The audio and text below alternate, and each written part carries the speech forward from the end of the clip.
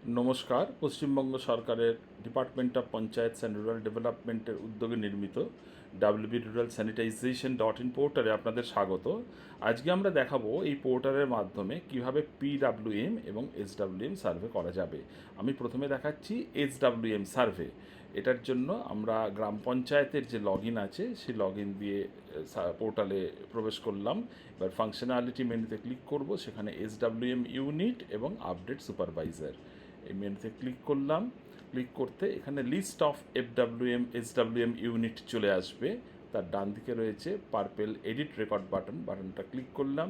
Click করতে এখানে SWM location, operated by, supervisor name এটা আমরা আপডেট করলাম এবং কন্ট্যাক্ট নাম্বার যেটা থাকবে সেটা এই নাম এবং কন্ট্যাক্ট নাম্বার, এটা যদি না থাকে এই দুটো বসিয়ে দিতে হবে, বা যদি থাকে তাহলে যদি সংশোধনের দরকার হয় সংশোধন করে আমরা সাবমিট করলাম। আমাদের এসডাব্লিউএম ইউনিটের সার্ভে তৈরি হলো। এই যে মোবাইল নাম্বারটা সুপারভাইজারের, এই মোবাইল নাম্বার দিয়েই কিন্তু সুপারভাইজার লগ ইন করবেন এবং সার্ভেটা করতে পারবেন। এবারে আমরা দেখাবো পিডাব্লিউএম সার্ভে করার জন্য সুপারভাইজার ডিটেলটা কীভাবে আপডেট করা যাবে। তো আমরা এখানে ব্লক লগ ইন থেকে পিডাব্লিউএম সার্ভেগুলো মনিটর করা হচ্ছে। পিডাব্লিউএম ফাংশনালিটি পিডাব্লিউএম ইউনিট, তারপর রেজিস্টার পিডাব্লিউএম ইউনিট ক্লিক করলাম। করতে এখানে আমরা অ্যাড পিডাব্লিউএম ইউনিট ডিটেলস করতে পারবো।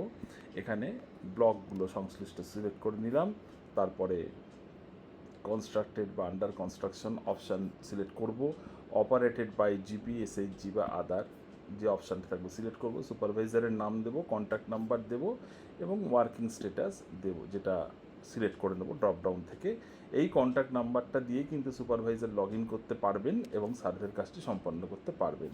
তো একটা রেকর্ড অলরেডি সেভড রয়েছে, তাই আমি আর নতুন করে কোনো রেকর্ড সেভ করছি না। এখান থেকে লগ আউট করে গেলাম।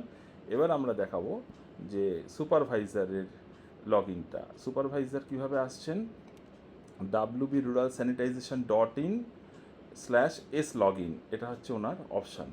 করার পরে আমি লাস্ট ইউজড ওটিপি দিয়ে লগ ইন করে নিলাম।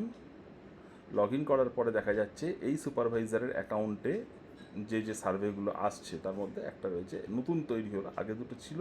নতুন হলো SWM daily collection, PWM daily collection. আমি প্রথমে এসডাব্লিউএম ডেলি কালেকশনটা একবার খুলে দেখিয়ে দিচ্ছি। এই হচ্ছে সার্ভে ফর্মটা। প্রথমে ড্রপডাউনে এসডাব্লিউএম ইউনিটটাকে সিলেক্ট করে নিতে হবে এবং তারপর পরপর number of e-cart use, number of household collection done, number of market collection done, number of other places collection done এবং অন্যান্য যা ডিটেল তথ্য আছে পুরো ফর্মটা সমস্ত ডিটেল তথ্য সিলেক্ট করার পরে সাবমিট বাটনটা ক্লিক করে দিতে হবে, দিলে রেকর্ডটা সেভ হয়ে যাবে। এবার আমি ব্যাক করি, ব্যাক করে চলে আসি পিডাব্লিউএম ডেলি কালেকশনস।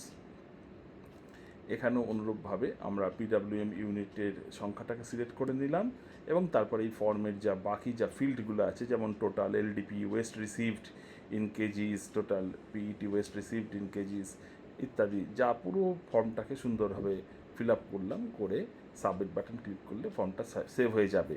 এই ফর্মগুলো ব্যাপারে দুটি তথ্য বলার। এক নম্বর হচ্ছে যেটা রেড কালার সেটা ম্যান্ডেটারি ফিল্ড, আর যেগুলো ব্ল্যাক কালারে দেখা যাচ্ছে এগুলো হচ্ছে অপশনাল।